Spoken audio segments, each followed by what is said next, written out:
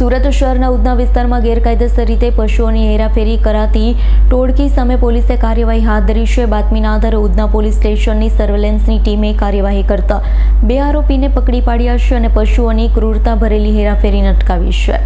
ઉધના વિસ્તારમાં ખરવર નગર નજીક જાહેર શૌચાલય પાસે એક બોલેરો પિકઅપમાંથી કુલ 6 પશુઓ 2 પાડાને 4 પાડી પકડી પાડવામાં આવ્યા। અત્યંત દુઃખદાયક સ્થિતિમાં દોરડાથી બાંધી ખીચોખીચ રીતે ગાડીમાં ભરવામાં આવ્યા હતા। પશુઓને ન તો ઘાસચારો આપવામાં આવ્યો હતો કે ન તો પાણી, ના તો કોઈ તબીબી વ્યવસ્થા।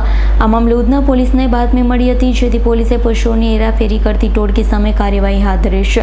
પોલીસે શેખ મહેબૂબ શેખ, સુલેમાન કુરેશી, શિસ્સો ખાન, અલ્લાહ ખાન કુરેશીની ધરપકડ કરી હતી।